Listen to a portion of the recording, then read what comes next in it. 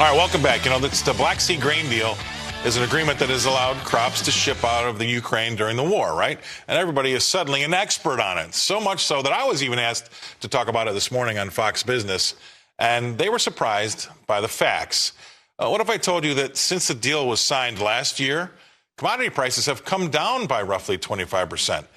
Yesterday's announcement that Russia was halting the deal caused a short-term spike in wheat, but in the end, basically, prices settled unchanged. Go figure. They were up a little bit more today, but still nowhere near the jump that you would have thought we would have gotten. Also, 400 million people are reported to benefit by the free flow of grain through this region. And 10% of the world's wheat and 15% of the world's corn travel out of these ports. Politicians are crying foul as they accuse Russia, I love this word, quote unquote, of weaponizing food. Boy, that's dramatic, isn't it? But if that's the case, why didn't we see a much bigger jump in prices yesterday on the news, or even really today? Could the answers lie in the uncomfortable truth that 25% of the grain that goes through those ports ultimately ends up in China?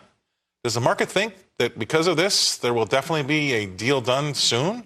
My next guest has his answers. Please come welcome into the show, Tommy Grisafi. Tommy, thanks for coming on.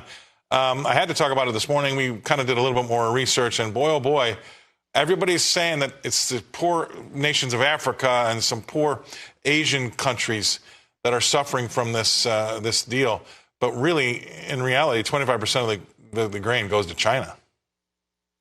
Yeah, China was always a big consumer of Ukraine grain, and they're still able to consume it. I mean, Russia goes in, steals it, and I saw a documentary, again, I might have mentioned this months ago on your show. On the BBC, they had a documentary about how grain flows out of Ukraine, and the way a ship leaves with this name and then it shows up with a different name and it takes off left, it ends up right.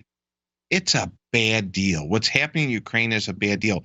Now, between when I was on today at 11:45 and I told you, hey, Scotty, I'm selling a little corn up 20.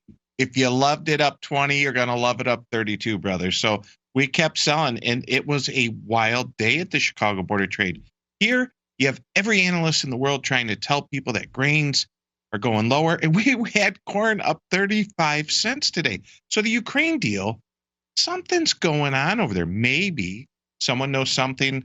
Maybe there's someone smarter than us. Can you believe that? Smarter than Tommy Scott. I don't know about that. Your last person you had on, Bill, you popped a question to a question. You had them going there. There's some wild things going on. I have to tell you, I'm happy for the American farmer that they get to sell corn up 35 cents today. I'm embarrassed for Tom Grisafi. I've been doing this my whole life. And last night, corn was down 5. And then all of a sudden, it's up 35. The other day, wheat was here. And then it's here. The problem, Scott, is that, yes, the power, the corruptness, Ukraine was really corrupt before this happened. Then you throw what's happening. Every few minutes, I get a notification that we send another $1 billion over there. Now you got Europe trying to say they're shutting down the SWIFT program. And they want to start trading with Russia again. I mean, this Ukraine thing's just really nasty. But yes, you are right. On your interview that you did today, grain prices until this morning were much, much lower. And there's a nasty little thing going on that you and others will start to talk about. Inflation is starting to pop up its ugly head. Yeah. Look at gold, look at silver, look at crude oil. $14 no beans today, corn back to $5.40. Inflation's not going to go away. And I don't care who's in the office. That is the largest tax, not only on Americans, but on the world ever in the history. And they did it. First, they gave us the shot. Then they gave us the shot of inflation. And it's not going to stop, Scotty. Well, you know, and isn't it funny that the reason for a lot of those commodities and, you know, metals rallying is because they think these interest rate hikes are over because we've gotten to the end of this inflation cycle. But all they're doing is just putting inflation back in the system again by saying that they've stopped and, you know, there's going to be nothing, no more interest rate hikes. But that's a problem, and that's a little bit of a spiral that we could find ourselves into. You're exactly right. I have noticed it with gold. I have noticed it with crops, and I have noticed it with crude oil. But an interesting thing about spending money, I just got to get this out there. I think we're up to around about $115 billion in Ukraine money spent.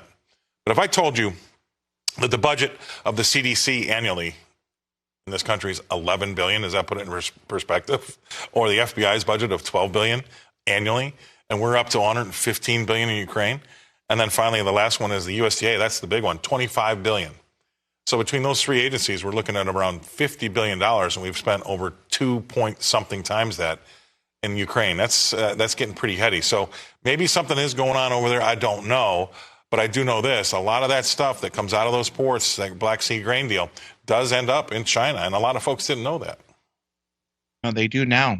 Yeah, Thank you for bringing it to people's attention. I'm sure it was Ashley's idea. I know. Well, she might have. She was the sleuth that figured that out. But that's and again, all they want to fix the problem is more money, right? We need more money to fix the Black Sea grain deal.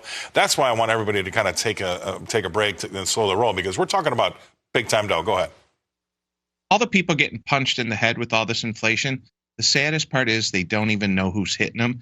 And it's your own government and governments around the world who coordinated this, and now they're pretending like it didn't happen. That's all I wanted to say. Yeah, well, because they have to, right? And that's a problem. And the biggest lie of all time is the fact that when we have inflation only up 3%, inflation doesn't come down. It's just rising slower. That's what people have to realize, because if it comes down, it'll have a minus in front of it, right? Let's keep educating them, brother. Let's keep educating them. All right. Thanks for coming on, Tommy. Always have some fun. Tommy Grisafi, advanced trading, great friend of the show. He's